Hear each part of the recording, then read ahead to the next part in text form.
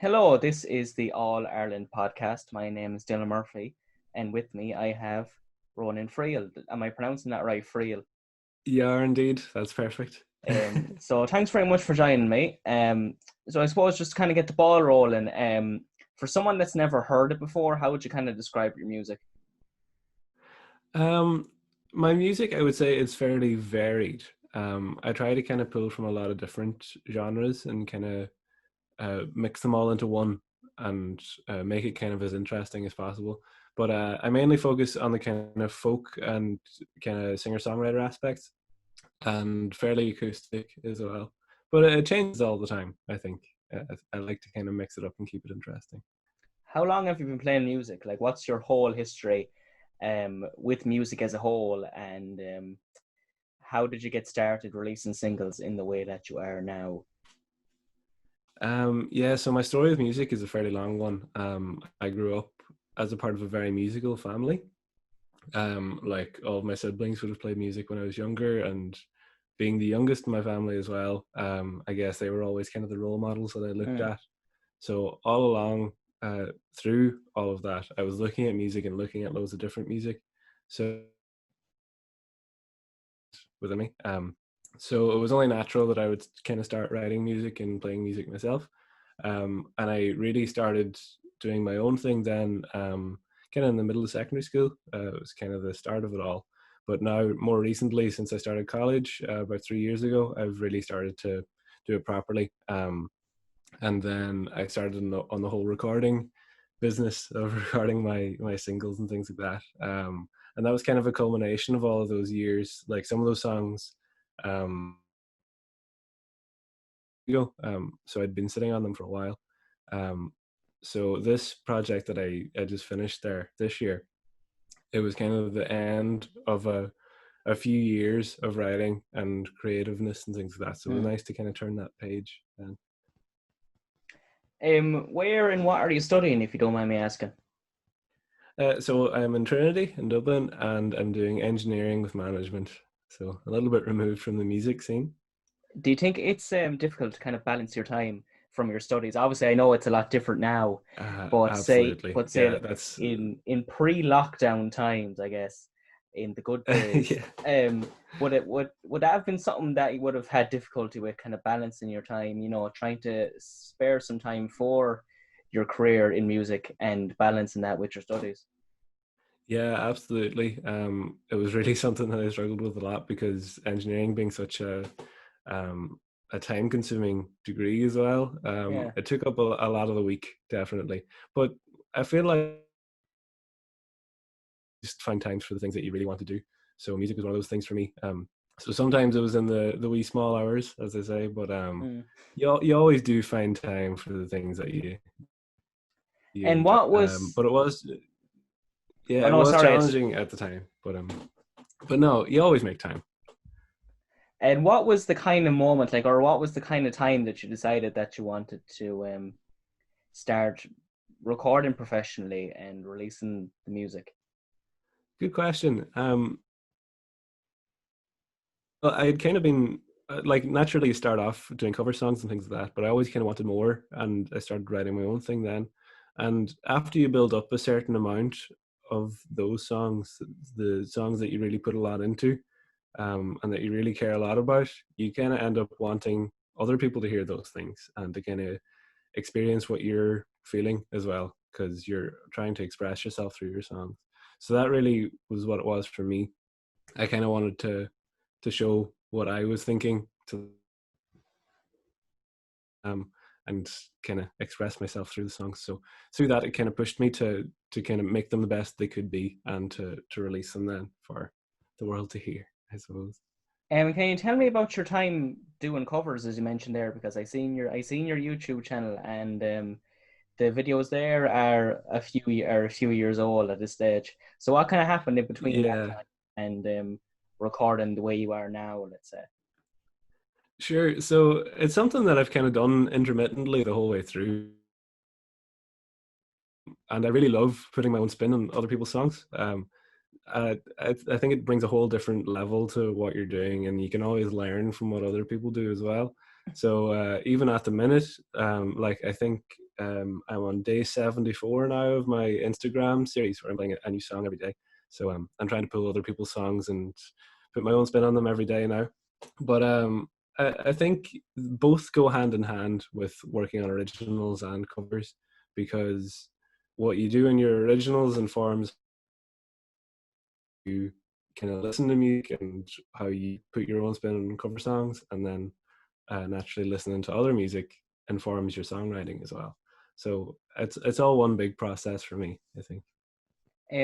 The whole thing of the Instagram series is very interesting to me. Is it ever hard to find a song to do every day, or is it just a thing of like ideas are constantly coming in and it's just a matter of getting them out?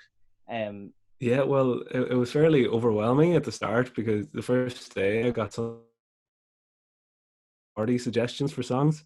So like I thought I'd be going forever with it, and there would be no end to the list. But at this stage, it's getting harder and harder every day to find a new song and to find an interesting song to do. But no, I'm really loving it so far. It's, if anything, it's an excuse to play music every day, mm. which is great, and it keeps me occupied, I suppose. But no, it can be quite hard to think up a good song at this stage. So if you have any suggestions, fire away. Do you think that the process of doing that series kind of has an impact on your own writing? Yeah, I think it does. Because I'm trying to be more creative these days because I have so much more time, I guess, as everyone does. So I'm trying to pack as much music in as I can. And if that's one of the ways that makes me pick up the guitar, then that's great, because I could go and record the video, and then for the few hours after that, I would start writing a few songs. So it's kind of that push that need to go and write some songs. And it might be the same push for someone else. Like if they see someone being creative, they might go and do something themselves. So I like that aspect of it. Do you ever suffer from writer's block or suffer from struggling to come up with something or decide on things when it comes to writing a song? Yeah, I think it's something that everyone goes through at some stage, even the most creative people. And especially whenever you're really flat out and so busy with life, it can be hard to sit down and like do nothing for a while and like think or stay in your own mind and come up with a song. So for me, I don't like to force things like that. I don't like to force creativity, and I like letting it kind of come to me rather than that. So yeah, there have been times where I could even go months without even thinking about writing a song, never mind sitting down and doing it. Um, but it always does come back, and it kind of hits you in the face. And then I find after those few months, like I'd go and write for a few days, you know. So it is something that you have to experience as a creative, I suppose. So moving on to the songs themselves, the tracks that you have on Spotify and the like. The first one was "Dance in the Rain." Is that correct? Yes, that's right. Can you tell me about what was the process behind, recording and releasing the song and trying to promote it? Was it like a new thing to you at the time? Was it difficult? What was the whole process like?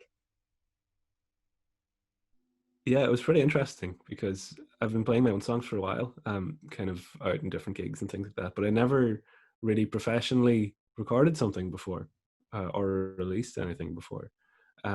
So I took on this project last summer, around this time last year, I guess. And me and a really good friend of mine, Kyle McCauley, went and recorded a few of the songs that I had in his house. Actually, he has like a home studio there. Um, and he really knows. It was great, and it's great working with your friend as well, Yeah. because you get each other and you know what you're doing with it all. um, so that made the whole process a little bit easier because I was already kind of at home with the whole thing. I was very comfortable with working with Kyle and things like that. But it was really cool. It was really exciting as well to see it all come together over those few months in the summer, because it all started with just me and the guitar. Like I had written the songs, and then bit by bit they built up and built up into you could never imagine even. So that stage, whenever you have a finished song, is really a beautiful thing. I loved it. And then the whole releasing of them was a different story again, because that's just trying to play the game of Facebook and Instagram Yeah. and all that, trying to appeal to all the fans. But that in itself is really fun too, because you're finding new people that like your music and that understand you as a person as well. And that's also really exciting. I love the whole process. Really, it was work, but I think it's really it paid off. I think in the end. Something that really stands out to me actually is something I really like is the cover art on all of your music. Can you tell me who did that cover art, or what's the story Yeah. behind that? So interestingly enough, I don't really know many artists, like people that draw. I know a lot of musicians and really creative people in the Yeah. world, but very few people that draw. So I actually, those few months that I was recording, I would go onto Instagram for a few minutes every day and look through a few hashtags for art and whatever, just kind of searching through to see something that I would like, just for inspiration more than anything. And I didn't know what my plan was for the cover art, but then I discovered this artist from London. Her art page is Becca W Design, and she does some really cool projects. And she's just a college student that does a few things on the side. But I approached her and asked her if she would want to do a few cover art pieces for me, and she jumped on it straight away. It was brilliant. But I think they're absolutely amazing. I don't think you get better quality anywhere really. So it was kind of just luck of the draw really to find someone that was so approachable and great with that kind of thing. Have you recorded the songs in bulk? Like, is there a specific plan for releasing an EP or an album or anything like that? Or is it just, or at the minute, is it just kind of recording as you go along and see where the road takes you, I suppose? Yeah, so it's a little bit of a just take it as it comes, I suppose. Cross the bridge when you come to it Yeah. until now. But those signals up until now were all recorded together as part of one project, just to see where they went until now. And I think the next time that I do record, which will be soon, hopefully, will be it'll be more together. And I think it would be an EP or an album or that kind of thing, because whenever you're busy, things can drag on. And that project, even though it was only 4 songs, dragged on for a few months. So next time, I would like Hmm. to just kind of spend a week or something and just record it all in one, rather than doing the bits and pieces. So just to be clear, like those 4 songs, like that was kind of one project or package, we'll say, and so you'll be moving on now to the next thing. Yeah, that's right. So, like I was saying before, those songs were all songs that I had had for years, and it was all the stuff that I'd written up to that point, or the best of what I'd written. Point. And I felt like those 4 singles were a nice project to kind of cut cut that there, and now turn the page onto the new songs, rather than what I'd been banking on for the past few years. So it was nice to do them all as one kind of block and Yeah. keep them all in a similar kind of style, I suppose. Um, just to keep them all as one little package. So now we can move on to newer, more exciting things, I suppose. And do you have many songs in the backlog? Do you have many ideas going forward, or are you Yeah, I kind would of have. going into uncharted territory? Yeah, well, there's a little bit of both, really. I like to kind of mix the old and the new Mm. sometimes. So I do have a few that I think are worthy of being out there. But no, I have plenty that I'm working on as well at the same time, and I'm always rewriting and fixing up old things and things like that. So there's plenty that I'm also working on. I recently started working with another friend of mine as well, and me and her have quite a few together. So there's a lot in the works. Yeah, I think. Do you think your musical style has changed much over the years? Absolutely. Yeah, I think it's really changed quite a lot. I used to be very into the more traditional folk stuff, Okay. so really like Tom Waits and Bob Dylan and all those guys. But now, um, as I've started to listen to more music, and uh, I guess moving to Dublin was a big part of this, like meeting new people and hearing what their tastes are. Like other worlds of music that I'd love to explore, like funk and soul and uh, some electronic stuff and just everything across the board. I don't think you should write anything off in your style. Yeah. So it's really changed the way that I look at music and that I listen to music as well as writing music. So Like you mentioned that the four songs in the project that you released, that they were all written long ago and that they were recorded. Um, did you kind of change the style of them at all when professionally recording them, or did you kind of stick to the original vision or the original idea of what the song was and what style it would be in? yeah, so it was interesting going back on songs that were kind of a few years old and kind of applying my current style to them because they had already changed quite a bit up Hmm. until that point. Especially on kind of bigger tracks. So Homesick Blues was the biggest track that I did, and that's a massive, expensive track. And um, that really changed quite a lot through the whole process of recording it. Like as I said, they all start with just the guitar and my vocal, and you add little bits as it goes along, and just eventually it turns into this whole other song almost to what you expected. But I think that's all part of the process. Like it's constantly improving upon your sound and just tweaking it, those little tiny bits, until it sounds just right to you. And I think that's really important to develop your sound as well. But yeah, they definitely did, or some of them changed quite a lot, and some of them exactly the same. In fact, like Dance in the Rain pretty much sounded the exact same on day one than it did coming out of the studio. So I guess it depends on the song. Yeah. Do you think that your opinion on different songs kind of changes over time? Like, as if you change as a person, as an artist over time, do you think that your opinion of songs that you recorded or written in the past will change? Yeah, like looking back on a few years back, there's some projects, kind of amateur projects working on, just listening back to the sound. Then you always think, oh, I could have done this little thing better, changed this little thing to make it sound nicer or whatever. And there is almost that element of regret for things like that. But I guess you should look at it as kind of a stepping stone Yeah. to how you sound now. Um, but anybody looking back on their old stuff is always going to think there could be something a little different, because you're always learning and you're always getting better. So it's easier to look back with this kind of hindsight now. But yeah, I think I'm proud of what I've done up until now, and I think they've all helped me develop and learn a lot more about music and about where I'm going with music.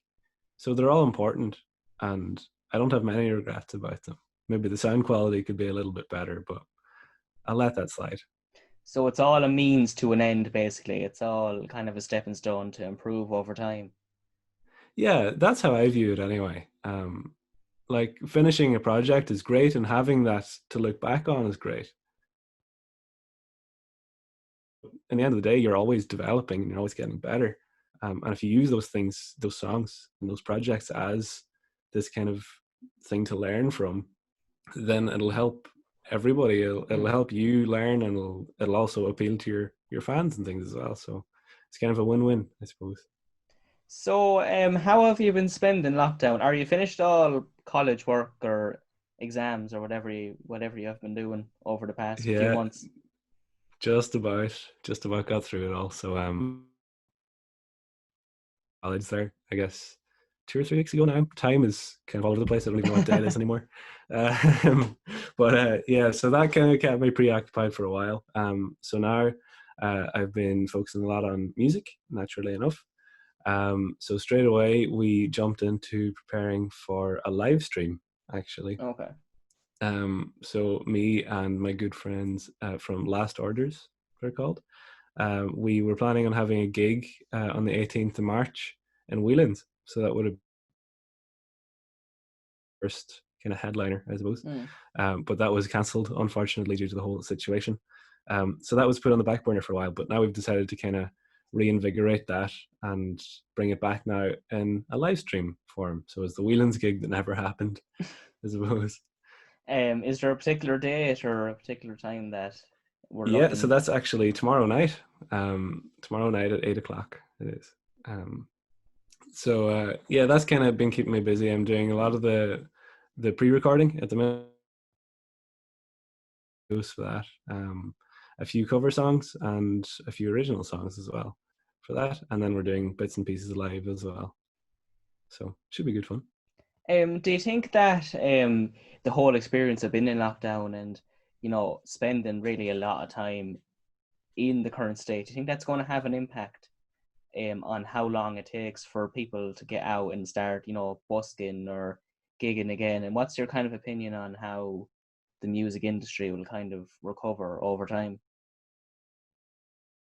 Interesting to look at actually at the minute, because just everything's so up in the air Yeah. and it's so different in all the different countries across the world. Like already you can see the response that the music industry has had. Even like interviews like this are commonplace now, which is Mm. kind of crazy. Like if you would have thought this was going to happen a few months ago, you'd think you're mad. But coming out of this will be interesting, because different people and different countries have different approaches to coming out of. More gradual, and some places will be straight out of lockdown. And the public perception, I guess, is what's going to determine it. So like big events like music festivals like EP and things, it comes down to the people that want to come to it, and if they feel they're going to be safe coming to it. Yeah. But nobody really knows, I guess, at the minute, because we just don't know where the situation's going, I guess. But I think things will, surely. So things like live streams and things that you see all over the place now, I think that's a great thing to have anyway. It is, Even definitely. without the lockdown, it feels a lot more personal, I think, than like going to a gig is great, but it feels like you're kind of one-on-one with the person whenever you're watching a live stream or something. So it has its pros as well. Yeah, this interview will be going out long after your own live stream is done, but I'll share it out on Twitter and Facebook and stuff on our pages, and Yeah, hopefully we'll get a few more people onto it. So looking forward to that tomorrow night.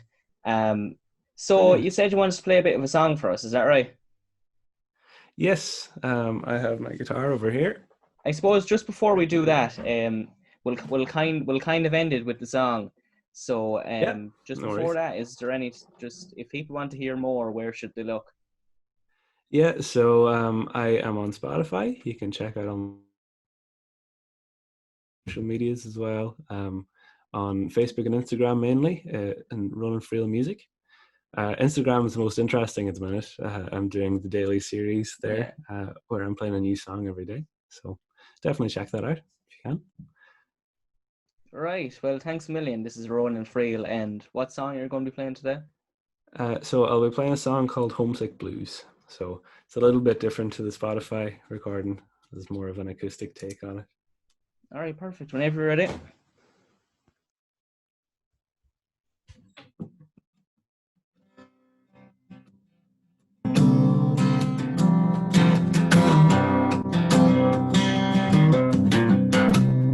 The homesick blues are weak.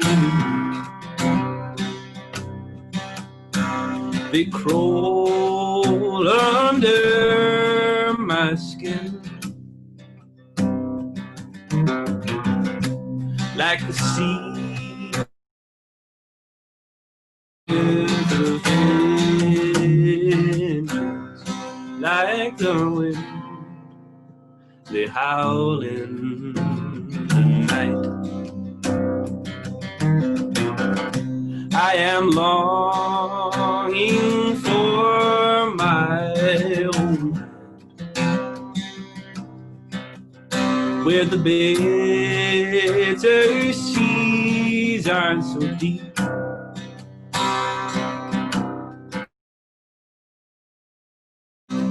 Not roar with relentless hate. They instead sing me to sleep. And they sing, oh,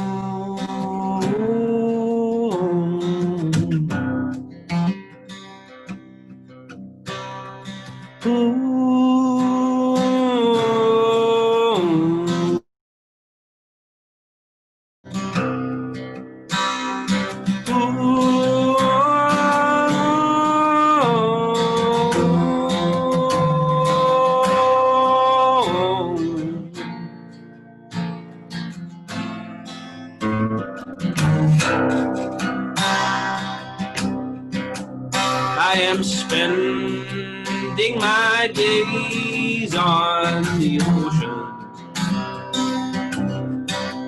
going to port to port, but I still see no sign of my homeland.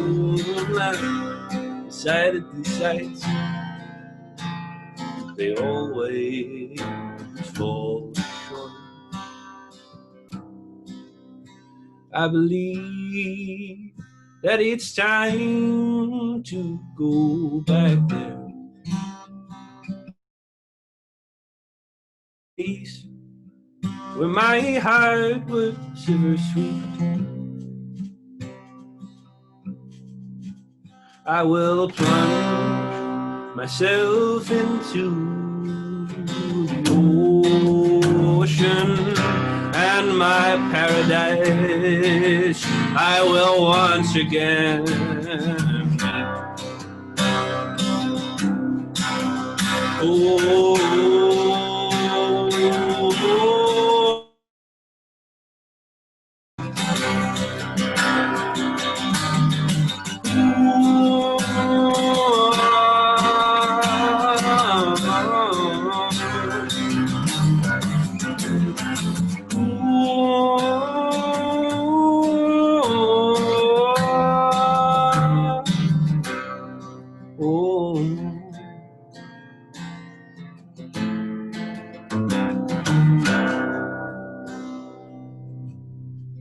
and my paradise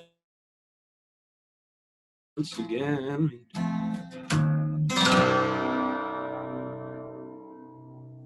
Brilliant. Thanks very much. Cheers. Thank you. And so that was Ronan Friel. I'd like to thank Ronan very much for coming on. And I'd like to thank you very much for watching. So please do stay tuned next week for another episode of the All Ireland podcast. Thank you very much and goodbye.